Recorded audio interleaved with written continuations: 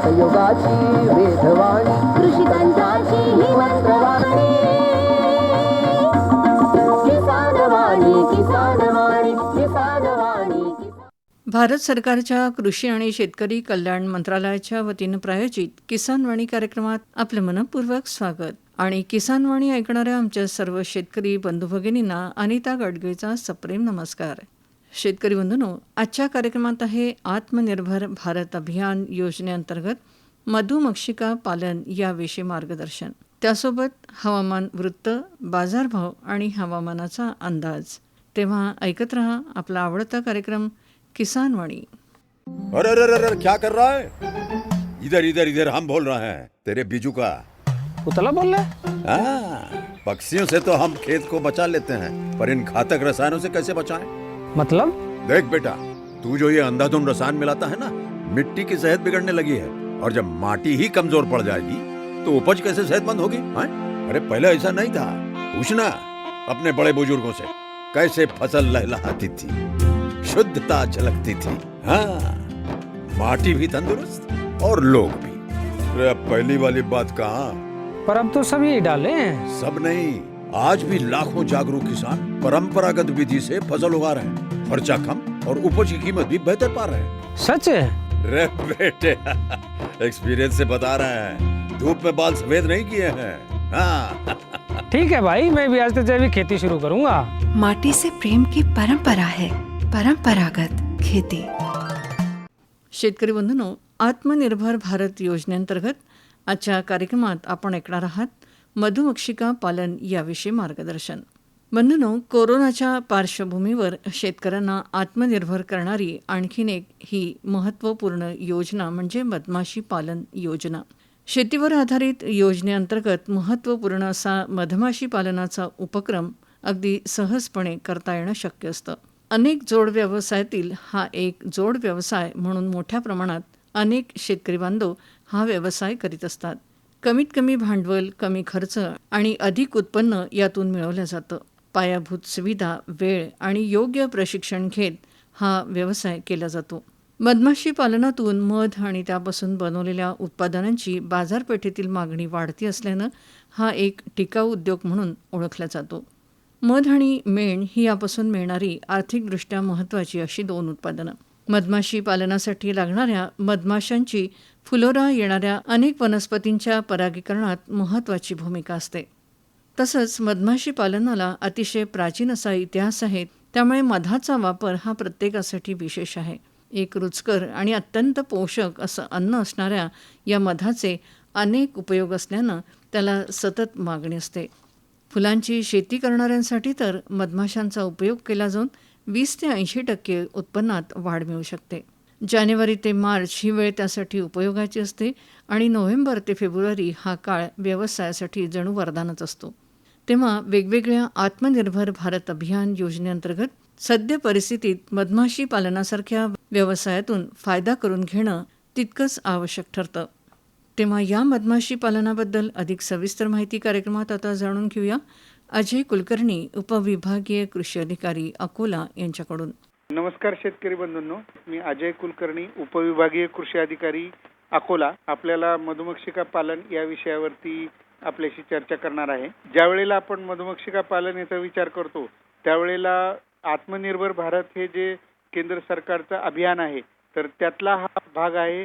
या गोष्टीची आपण जाणीव ठेवली पाहिजे किंवा लक्षात घेतलं पाहिजे की शेतकऱ्यांनी सुद्धा स्वतःच्या पायावरती उभं राहिलं पाहिजे आणि त्याला उत्पन्नाचे जे स्रोत आहेत तर ते वेगवेगळ्या माध्यमातून मिळाले पाहिजेत. म्हणजे फक्त सोयाबीन किंवा कापसाच्या एका पिकावरती त्याचं संपूर्ण जीवनक्रम अवलंबून राहू नये, तर वेगवेगळ्या माध्यमातून त्याला उत्पन्न मिळत राहावं आणि शेतकरी स्वतः आत्मनिर्भर व्हावा, तर हा या कार्यक्रमाचा उद्देश आहे. मधुमक्षिका पालन म्हणजे आपल्या नेहमीच्या मधमाशा त्याचं पालन करणे आणि त्याच्यापासून मध किंवा इतर पदार्थ मिळवणे हे तसं आपल्याला नवीन नाही. म्हणजे ज्या पद्धतीने शेतीचा उगम झाला किंवा माणूस जसा जसा शेती करू लागला तर त्यावेळेलाच आपल्याला मधमाशा पालन आणि त्याच्यापासून मध मिळवणे हे आपला एक उद्योग झाला किंवा आपल्या शेती व्यवसायातला एक भाग झाला. असं म्हटलं जातं की जगामध्ये ज्या वेळेला मधमाशा नष्ट होतील त्यावेळेला मानवजात सुद्धा नष्ट होईल, इतकी आपल्या दृष्टीने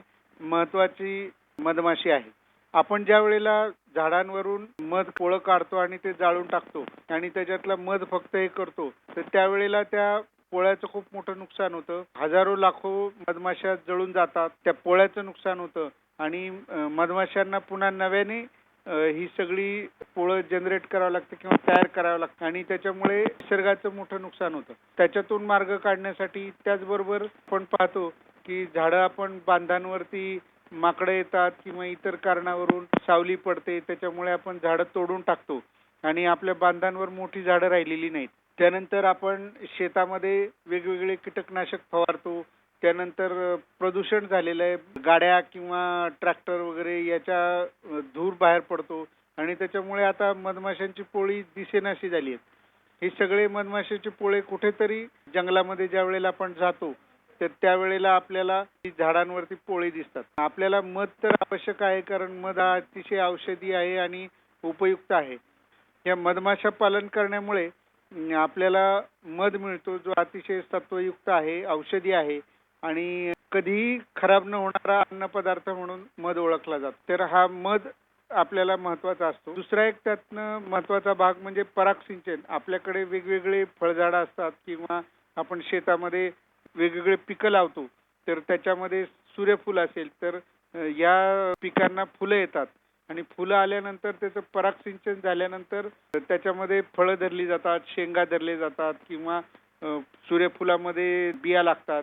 असे वेगवेगळे आपल्याला उत्पादनं मिळण्यासाठी परागसिंचनाची आवश्यकता असते.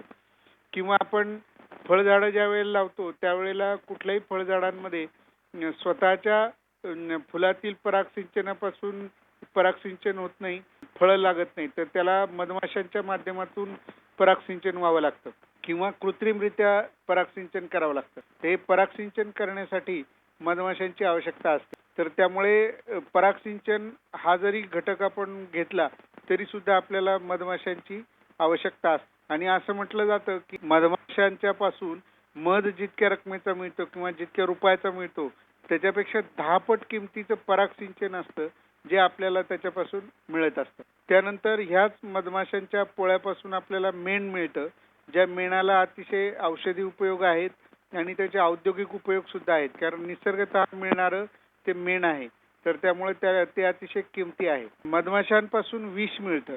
आता आपल्याला वाटेल की हे विष म्हणजे काय आणि त्याचा उपयोग काय, तर हे विष हे अतिशय औषधी आहे.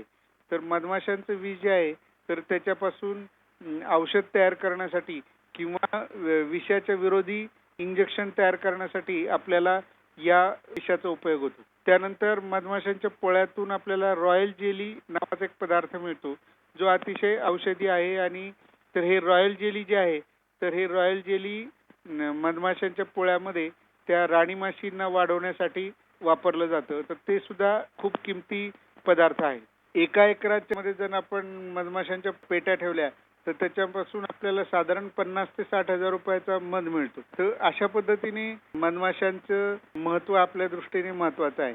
आता हे जर मधमाशांच्या पेट्या आपण सांभाळायच्या म्हटल्या किंवा मधमाशा पालन करायचं म्हटलं तर आपल्याला ह्या पेट्यांमध्ये पालन करावं लागतं, कारण झाडावरती जो मधमाशांचं पोळं असतं तर त्याच्यातून पाहिजे तेव्हा त्यावेळेला आपल्याला मध काढून घेता येत नाही. त्याच्यातून रॉयल जेली पाहिजे त्यावेळेला काढून घेता येत. त्यानंतर मधमाशा ह्या एका ठिकाणावरून दुसऱ्या ठिकाणी निघून जातात, त्यामुळे ते आपल्या शेतातच राहतील याची खात्री आपल्याला देता येत नाही. परंतु मधमाशा जर पेट्यामध्ये आपण पालन केलं तर आपल्याला पाहिजे त्या ठिकाणी त्या पेट्या ठेवता येतात आणि आपल्या शेतामध्ये आपल्याला त्याचा वापर करून घेता येतो. ज्या वेळेला आपल्या शेतामध्ये फुलाची झाडं नसतील, म्हणजे कुठल्याही पिकाला फुलं आली नसतील, तर अशा वेळेला त्या पेट्या आपल्याला उचलून दुसऱ्या ठिकाणी नेता येतात आणि ज्या ठिकाणी फुलं आहेत त्या ठिकाणी त्या नेऊन ठेवता येतात आणि आपल्याला त्याच्यापासून मधाचं उत्पादन चालू ठेवता येतं. त्याच्यासाठी आपल्याला हे पेट्यामध्ये मधमाशी पालन करावं लागतं. आता हे मधमाशी पालन करण्यासाठी वेगवेगळ्या मधमाशांच्या जाती आहेत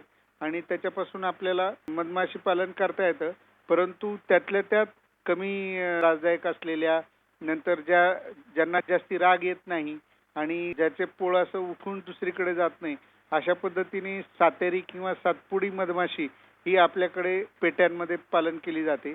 तर ही माशी अतिशय शांत असते आणि शांतपणे आपलं काम करत राहते ज्या वेळेला आपण त्याच्यापासून मध काढत असतो तर त्यावेळेला आपल्याला फार त्यापासून त्रास होत नाही आणि चांगल्या पद्धतीने आपल्याला मध मिळत राहतो. दुसरा एक भाग असा असतो की त्यांच्यापासून त्या माणसाळलेल्या असल्यामुळे किंवा माणसाची त्या मधमाशांना सवय असल्यामुळे आपल्या हालचालीमुळे किंवा आवाजामुळे त्यांना त्रास होत नाही किंवा त्या खूप उठून जात नाही. तर अशा पद्धतीने सातेरी किंवा सातपुडी मधमाशी जी आहे तर ती आपल्याकडे पेटीमध्ये पालन केली जाते. तर या पेटी म्हणजे काय असतं तर आपलं जे पाहतो आपण मधमाशाचं पोळं तर तेच पोळं आपण त्या पेटीमध्ये ठेवलेलं असतं. तर सुरुवातीला आपल्याला त्या पेटीमध्ये राणी माशी आणून ठेवावी लागते. एकतर ती ज्या वेळेला आपण मधमाशांची पेटी विकत घेतो तर त्यावेळेलाच आपल्याला त्याच्याकडनं पोळ्यासह पेटी मिळते.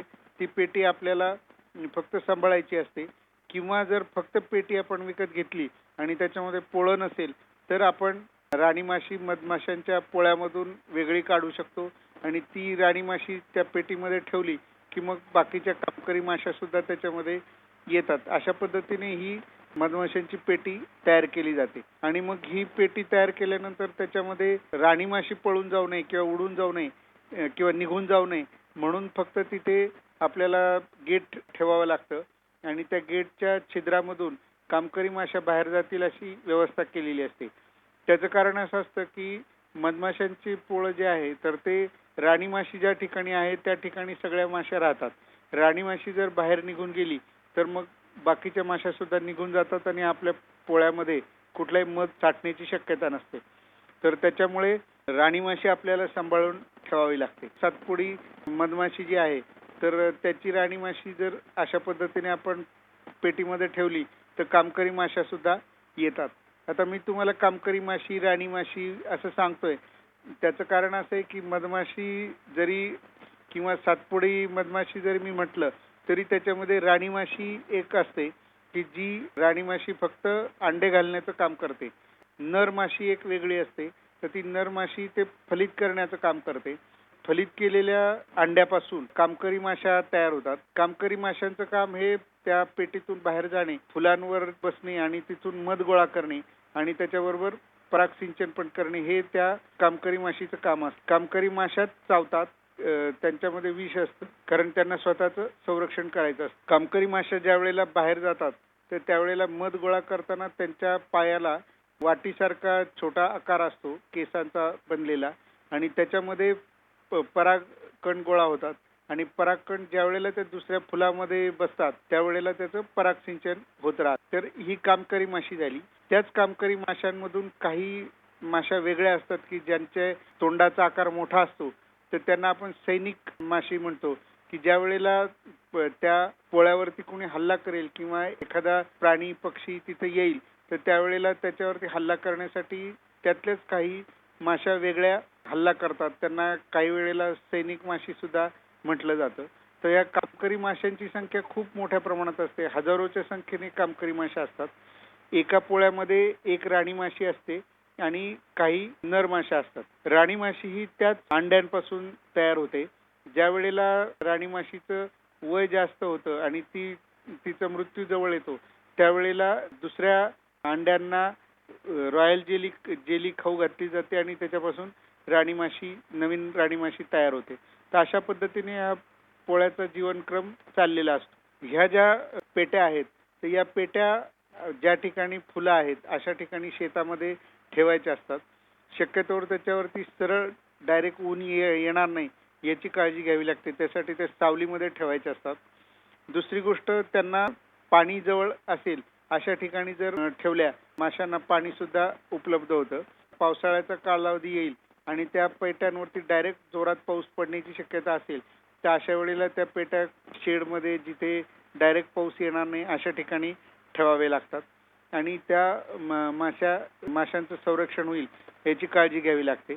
कामकरी माशा मात्र वर्षभर पावसाळ्यात उन्हाळ्यात सुद्धा बाहेर येत जात राहतात आणि त्यांचं काम त्या करत राहतात. ज्या वेळेला त्या पेटीमध्ये मध गोळा होईल त्यावेळेला मध काढण्याच्या यंत्रामधून आपल्याला मध वेगळा काढावा लागतो. हा मध काढत असताना अतिशय चांगली खबरदारी घेतली जाते त्या मध काढणी यंत्रामध्ये की कुठल्याही प्रकारे त्यातला जो मेणाची जी चौकट आहे तर ती मोडली जात नाही. कारण पेटीमध्ये जो मध आहे तो त्या मेणाच्या चौकटींमध्ये ठेवलेला असतो आणि असे छोटे छोटे छोटे छोटे कप्पे तिथे केलेले असतात. हे जे पेटीमधले कप्पे आहेत तर ते कप्पे जर मोडले तर मात्र मधमाशांना पुन्हा ते कप्पे तयार करावे लागतात आणि हे तयार करण्यामध्ये त्यांची शक्ती जाते, वेळ जातो, त्यामुळे मध कमी गोळा होतो. तर त्याच्यामुळे आपल्याला मध काढताना कुठल्याही प्रकारे त्याच्यातून मेणाची पेटी जी आहे तर त्यातला कप्पे मोडणार नाहीत अशा पद्धतीने मेण वेगळा काढावा लागतो. त्यानंतर रॉयल जेली सुद्धा आपल्याला अशाच पद्धतीने त्या वेगळी काढता येते. हे जे मध काढणी यंत्र आहे तर मध काढणी यंत्र मध काढताना त्याचं आपल्याला प्रशिक्षण घ्यावं लागतं आणि प्रशिक्षण घेतल्यानंतर त्याच्यामधून मध काढताना आपल्याला मध माशात चावणार नाहीत, संपूर्ण सुरक्षित पद्धतीने आपण मध वेगळा काढू याची काळजी आपल्याला घ्यावी लागते. हे सगळं मध काढणी, नंतर पेटी सांभाळणे, त्यानंतर उन्हाळ्यामध्ये जर फुलं नसतील तर अशा वेळेला त्या पेटीच्या दरवाजाजवळ ज्या ठिकाणावरून कामकरी माशा बाहेर येत जात करतात तर त्या ठिकाणी साखरेचा पाक तयार करून ठेवणे या गोष्टी आपल्याला कराव्या लागतात. कारण आपल्याकडे उन्हाळा खूप जास्त असतो आणि या तापमानामध्ये बाहेर कुठलेही पिकं नसतात, त्यानंतर फळझाडांनाही फुलं नसतात. तर अशा वेळेला त्या कामकरी माशांना मध तयार करण्यासाठी किंवा स्वतःला जिवंत राहण्यासाठी साखरेचा पाक तिथे जर करून ठेवला मधमाशा जिवंत राहतात आणि आपल्याला पुढच्या हंगामामध्ये ज्या वेळेला फुलं मोठ्या प्रमाणात येतात तर त्यावेळेला आपल्याला मधाचं उत्पादन हे चांगल्या पद्धतीने चालू राहतं. मधुमक्षिका पालन हा जो भाग आहे तर हे करताना सगळ्यात महत्त्वाचा विषय आहे की आपलं परागसिंचन व्हायला पाहिजे आणि परागसिंचन जर मधमाशांच्या माध्यमातून करायचं असेल तर आपल्याला फवारणी करताना काळजी घ्यावी लागते. आपण ज्या वेळेला पिकांवरती फवारणी करतो तर त्यावेळेला त्या शेतामध्ये आपल्याला पेट्या ठेवून चालत नाही किंवा पेट्या हलवाव्या लागतात. त्यानंतर ज्या वेळेला आपल्या शेतावरती आपण फवारणी करतो तर त्यावेळेला कीटकनाशक कुठलीही फवारणी करतो तर त्यावेळेला कीटकनाशकाच्या बाटलीवर डब्यावरती काही खुणा दिलेल्या असतात. एक चौकोन दिलेला असतो पतंगाच्या आकाराचा आणि त्याच्या अर्धा भाग हा वेगवेगळ्या रंगांनी रंगवलेला असतो. त्याच्यामध्ये लाल रंग असतो, पिवळा रंग असतो, काही डब्यांवरती निळा रंग असतो आणि काही डब्यांवरती हिरवा रंग असतो. याच्यामध्ये हिरवा रंग असलेले जे कीटकनाशक आहेत तर ते मधमाशांसाठी सुरक्षित आहेत. तर त्याच्यामुळे आपल्या शेतामध्ये जर पेट्या ठेवलेल्या असतील तर नेहमी हिरव्या रंगाचे जी चौकट असलेले कीटकनाशक असतील तर त्याचाच वापर आपण केला पाहिजे. त्यानंतर ज्या वेळेला आपल्याला फवारणी करायची आहे त्यावेळेला त्या पेट्या आहेत तर त्या झाकून ठेवल्या पाहिजेत किंवा दुसऱ्या शेतामध्ये हलवल्या पाहिजेत. अशा पद्धतीने जर आपण काम केलं तर या मधमाशा चांगल्या पद्धतीने शेतामध्ये काम करू शकतात. आपल्याला परागसिंचनाचं काम पण होतं आणि आपल्याला मध पण काढता येतो आणि मधाला अतिशय चांगला भाव आपल्याला मिळता येतो. तर हे जे सगळं करतो आपण तर हे करताना त्याला प्रशिक्षण सुद्धा घ्यावं लागतं. जे आपण ऐकल्यानंतर वाचल्यानंतर या गोष्टी करता येत नाहीत. प्रत्यक्ष पेटीची हाताळणी करणे, पेटीतनं मधाच्या चौकटी बाहेर काढणे, त्यात मध काढणी यंत्रामध्ये ठेवणे, त्याला फिरत असताना कुठल्याही पद्धतीने मधाच्या त्या मेणाच्या चौकटीची मोडतोड होणार नाही याची काळजी घेणे, नंतर व्यवस्थितपणे त्या पुन्हा पेटीमध्ये ठेवणे आणि हे सगळं करत असताना आतमधल्या माशा आहेत तर त्या माशा मरणार नाहीत किंवा त्या उडून जाणार नाहीत याची सगळी काळजी घेणे. ते ह्या सुद्धा गोष्टी आपल्याला कराव्या लागतात किंवा शिकून घ्याव्या लागतात आणि हे सगळं काम आहे ते एका दिवसामध्ये आपण प्रशिक्षण याचं घेऊ शकतो आणि अतिशय चांगल्या पद्धतीने हा व्यवसाय करू शकतो. शेतकऱ्यांच्या गटामध्ये जर हा व्यवसाय केला तर ज्यांच्या शेतावरती फुलं आहेत तर त्यांच्या शेतावरती त्या मधमाशा आपल्याला हलवता येतील. जर फवारणी करायची असेल तर ज्यांच्या शेतावर फवारणी करायची नाही त्या ठिकाणी आपल्याला पेट्या हलवता येतील. अशा पद्धतीने आपण जर शेतकऱ्यांच्या गटाने हा व्यवसाय केला तर अतिशय चांगल्या पद्धतीने जोड उद्योग आपल्याला होऊ शकतो. आता हा जोड उद्योग करायचा म्हणजे याला अनुदानाची सुद्धा व्यवस्था आहे. विभागामार्फत राष्ट्रीय फलोत्पादन अभियान मध्ये सुद्धा मधुमक्षिका पालन हा एक घटक आहे आणि त्याच्यामध्ये सुद्धा अनुदान मिळतं. आपल्या अकोला जिल्ह्यामध्ये आणि पूर्ण अमरावती विभागामध्ये सुद्धा नानाजी देशमुख कृषी संजीवनी प्रकल्प राबवला जातो. तर आपलं गाव जर त्या प्रकल्पामध्ये असेल तर या प्रकल्पामध्ये सुद्धा मधुमक्षिका पालन याच्यासाठी अनुदान आहे. याच्यामध्ये 3 घटकांसाठी अनुदान दिलं जातं. मधुमक्षिका संच जो आहे तर त्याच्यासाठी 2,000 रुपये एका संचाची साधारण किंमत असते आणि त्याला 40% म्हणजे 800 रुपये अनुदान आहे. साधारण 50 संच जर आपण घेतले तर 1,00,000 रुपये त्याची किंमत होते आणि त्याला 40,000 रुपये अनुदान आहे. हे 40,000 रुपये अनुदान किंवा जर कमी पेट्या घेतल्या तर प्रत्येक संचामागे 800 रुपये अनुदान अशा पद्धतीने अर्ज केला तर अर्ज केल्यानंतर आपल्याला आपण संच खरेदी केल्यानंतर तपासणी झाल्यानंतर आपल्या बँकेच्या खात्यामध्ये अनुदानाची रक्कम जमा होते. मधुमक्षिका संचाबरोबर मधुमक्षिका वसाहत सुद्धा स्वतंत्रपणे आपल्याला घ्यावी लागते, कारण पेटी घेतली तरी त्याच्यामध्ये वसाहत सुद्धा आपल्याला विकत घ्यावी लागते. तर या पेटीची सुद्धा किंमत जशी 2,000 आहे तशी वसाहतीची सुद्धा किंमत 2,000 आहे आणि त्याला सुद्धा 800 रुपये अनुदान आहे. 1,00,000 रुपयाचे 50 वसाहती घेतल्या तर त्याला 40,000 रुपये अनुदान आहे. तर अशा पद्धतीने हे सुद्धा आपण अर्ज केल्यानंतर आपल्याला तुम्ही घटक राबवल्यानंतर तुमच्या बँकेच्या खात्यामध्ये अनुदान जमा होतं. त्यानंतर हे झालं मधुमक्षिका संच किंवा पेटीबाबत. आपल्या जर शेतकऱ्यांच्या गटाने जर हा कार्यक्रम केला किंवा हा घटक राबवायचा ठरवला तर आपल्याला गटात मिळून एक मध काढणी यंत्राची सुद्धा गरज लागते. कारण शेतकऱ्यांच्या सगळ्यांच्या पेट्यांमधून मध काढायचं असेल तर प्रत्येकाला स्वतंत्रपणे मध काढणी यंत्राची आवश्यकता नाही. गटामध्ये मध काढणी यंत्र घेता येऊ शकतं आणि त्याच्याबरोबर फूड ग्रेड मध कंटेनर सुद्धा घ्यावा लागतो. म्हणजे फूड ग्रेड मध कंटेनर म्हणजे हे व्यवस्थित गाळलेला मध त्याच्यामध्ये जमा होतो. तर हे जे युनिट आहे ते युनिट 20,000 रुपयापर्यंत युनिट आहे आणि त्याला 40% म्हणजे 8,000 रुपयाचं अनुदान आहे. तर अशा पद्धतीने अनुदानाची व्यवस्था त्याच्यामध्ये आहे. परंतु अनुदानाच्या रकमेपेक्षा किंवा अनुदान किती मिळतं या गोष्टीपेक्षा आपल्याला जोडधंदा म्हणून मध उत्पादन होतं आणि त्याचबरोबर पराग सिंचनाचा सुद्धा आपल्याला फायदा मिळतो. आणि पराग सिंचन जर मधुमक्षिकाच्या माध्यमातून किंवा मधमाशांच्या माध्यमातून जर आपण पराग सिंचन करू शकलो तर अनेक पिकांमध्ये 40% उत्पादन वाढतं. हे उत्पादन का वाढतं तर आपण स्वतः कृत्रिमरित्या हाताने किंवा कपड्याच्या माध्यमातून पराग सिंचन करू शकत नाही. त्याच्यासाठी मजूर लागतात आणि या गोष्टी दिवसा रात्री मजूर लावून आपण करू शकत नाही. परंतु जर मधमाशा असतील तर त्या फुलांमध्ये ज्या पद्धतीने पराग आहे त्या पद्धतीने त्यावेळी पराग सिंचन करतात आणि आपल्याला उत्पादनामध्ये जे शेतातले जे पिकं आहेत त्याच्या उत्पादनामध्ये वाढ होते. फलोत्पादनची जी पिकं आहेत म्हणजे कांदा असेल किंवा संत्रा लिंबू असेल, ही सगळे जे फळपिकं आहेत, आंबा असेल, या सगळ्या पिकांमध्ये संपूर्णपणे मधुमक्षिकाच्या माध्यमातून किंवा मधमाशांच्या माध्यमातून परागीभवन होतं. ते परागीभवन करण्यासाठी आणि उत्पादन वाढवण्यासाठी आपल्याला मधमाशा पालन हा एक फायदेशीर व्यवसाय होऊ शकतो. आता त्याच्यामध्ये अडचणी सुद्धा येतात, अडचणी येत नाहीत अशातला भाग नाही. मेणकिडा हा एक शत्रू आहे त्या मधुमक्षिकांचा आणि हा जो किडा आहे तर तो त्यांचं जे मेणाचं पोळं आहे किंवा आपण पेटीमध्ये जे चौकटीमध्ये मेणाच्या ज्या चौकटी असतात तर त्या चौकटी खाण्याचं काम करतो किंवा नष्ट करण्याचं काम करतो. तर याच्यावरती कंट्रोल कसा करायचा किंवा नियंत्रण कसं मिळवायचं हे सुद्धा आपल्याला प्रशिक्षणामध्ये शिकवलं जातं. नंतर एक महत्वाचा भाग म्हणजे उन्हाळा आपल्याकडे जास्त असल्यामुळे उन्हाचा कहर वाढला किंवा तापमान खूप मोठ्या प्रमाणात वाढलं तर मधमाशांची संख्या कमी होण्याची शक्यता असते किंवा मरण्याची शक्यता असते. तर त्यावेळेला त्यांना साखरेचा पाक ठेवणे किंवा दुसरीकडे हलवणे अशा काही गोष्टी कराव्या लागतात.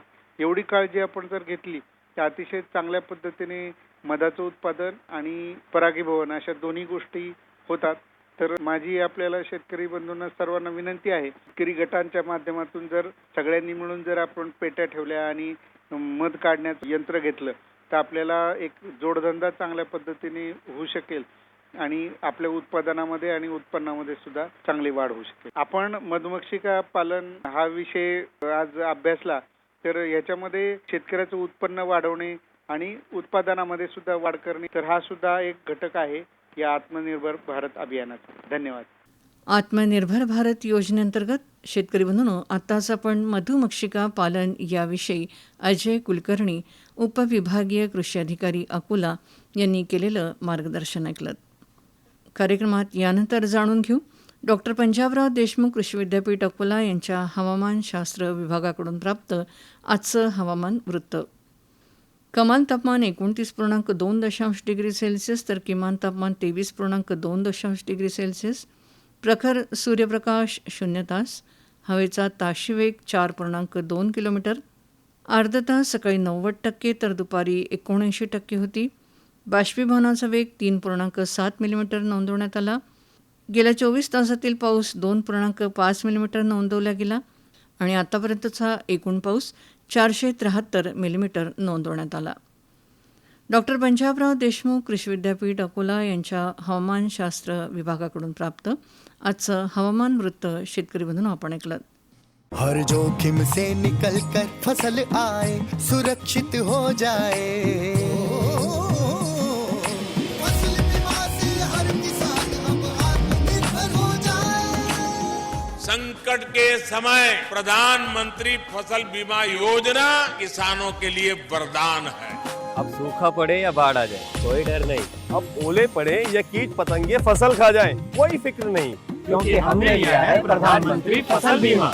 बुआई से फसल कटाई तक हर जोखिम का दावा, न्यूनतम प्रीमियम पर अधिकतम भुगतान का वादा. योजना से हर साल जुड़ रहे हैं 5 करोड़ से ज्यादा किसान. अब आपकी है बारी. नजदीकी कृषि कार्यालय, सहकारी समिति, बैंक शाखा, अधिकृत बीमा कंपनी या जन सेवा केंद्र में स्वेच्छा से करा सकते हैं पंजीकरण. फसल बीमा पोर्टल या फसल बीमा ऐप द्वारा भी कराया जा सकता है पंजीकरण. प्रधानमंत्री फसल बीमा योजना, आपकी फसलों का संपूर्ण सुरक्षा कवच. कृषि एवं किसान कल्याण मंत्रालय, भारत सरकार. कार्यक्रमात आता कृषी उत्पन्न बाजार समिती अकोला यांच्याकडून प्राप्त आज बुधवार दिनांक 12 ऑगस्ट 2020 चे बाजारभाव ऐका. ज्वारी लोकल 900 ते 2000 रुपये आवक 6 क्विंटल. गहू लोकल 1600 ते 1675 रुपये आवक अंदाजे 350 क्विंटल. उडीद 3000 ते 6100 रुपये आवक 69 क्विंटल. मूग 3500 ते 5500 रुपये आवक 11 क्विंटल. मूग 3500 ते 5500 रुपये आवक 11 क्विंटल. तूर 4850 ते 5800 रुपये आवक 122 क्विंटल. हरभरा 3750 ते 4300 रुपये आवक अंदाजे 197 क्विंटल. आणि सोयाबीन 3325 ते 3650 रुपये आवक अंदाजे 935 क्विंटल. कृषी उत्पन्न बाजार समिती अकोला यांच्याकडून प्राप्त आज बुधवार दिनांक 12 ऑगस्ट 2020 चे बाजारभाव शेतकरी बंधूंनो आपण ऐकले. कीटकनाशकाच्या फवारणी करताना सुरक्षित वापरासाठी सूचना. केवळ शिफारसीय मात्रेमध्येच द्रावण तयार करावे. फवारणी ही थंड आणि हवेचा वेग शांत असेल त्या दिवशी केली पाहिजे. सर्वसाधारणपणे सूर्यप्रकाश असणाऱ्या दिवशी फवारणी करावी. फवारणीचे काम वाऱ्याच्या दिशेनं केलं पाहिजे. शिफारशीपेक्षा जास्त प्रमाणात कीटकनाशकाचा वापर करू नये. प्रखर सूर्यप्रकाश आणि वाऱ्याचा वेग जास्त असेल तर फवारणी करू नये. पावसाच्या आधी आणि पावसाच्या लगेच नंतर तसेच वाऱ्याच्या विरुद्ध दिशेला फवारणी करू नये. फवारणी करण्याकरिता वापरलेल्या वस्तू जसे की बादली, मग इत्यादी धुवून घेतल्यानंतर सुद्धा घरगुती वापरासाठी वापरू नये. संरक्षणात्मक कपडे घातल्याशिवाय फवारणीनंतर ताबडतोब फवारणी केलेल्या शेतात जाऊ नये. महाराष्ट्र शासन कृषी विभाग. अधिक माहिती करता आपले गावचे कृषी सहाय्यक, कृषी मित्र, कृषी पर्यवेक्षक, कृषी तंत्रज्ञान व्यवस्थापक, मंडळ कृषी अधिकारी यांच्याशी संपर्क साधावा. शेतकरी बंधूंनो, कार्यक्रमात आता जाणून घेऊया डॉक्टर पंजाबराव देशमुख कृषी विद्यापीठ अकोला आणि भारत मौसम विभाग यांच्याकडून प्राप्त उद्या गुरुवार दिनांक 13 ऑगस्ट 2020 चा हवामानाचा अंदाज. कमाल तापमान 30 डिग्री सेल्सिअस तर किमान तापमान 22 डिग्री सेल्सिअस राहण्याचा अंदाज आहे. सकाळची सापेक्ष आर्द्रता 91% तर दुपारची 75% राहील. वाऱ्याचा वेग ताशी 2 किलोमीटर राहील. आकाश ढगाळ राहील. प्रादेशिक हवामान संशोधन केंद्र नागपूर यांच्याकडून प्राप्त झालेल्या हवामान अंदाजानुसार 12 आणि 13 ऑगस्टला बऱ्याच ठिकाणी हलका ते मध्यम पाऊस, तसंच दिनांक 14 आणि 15 ऑगस्टला बहुतांश ठिकाणी हलका पाऊस पडण्याची शक्यता आहे. डॉक्टर पंजाबराव देशमुख कृषी विद्यापीठ अकोला आणि भारत मौसम विभाग यांच्याकडून प्राप्त उद्याचा हवामानाचा अंदाज आपण ऐकलात. आणि शेतकरी बंधूंनो, याबरोबरच आजच्या किसान वाणी कार्यक्रमाची वेळ आता संपली आहे. मी अनिता गडगीळ आपली इथे रजा घेते. पुन्हा भेट उद्याच्या किसान वाणी कार्यक्रमात. नमस्कार. या कार्यक्रमाला निर्मिती सहाय्य सूरज गोळे यांचं होतं आणि सादर करते होते विजय दळवी. भारत सरकारच्या कृषी आणि शेतकरी कल्याण मंत्रालयाच्या वतीनं प्रायोजित किसान वाणी कार्यक्रम आत्ताच आपण ऐकलात.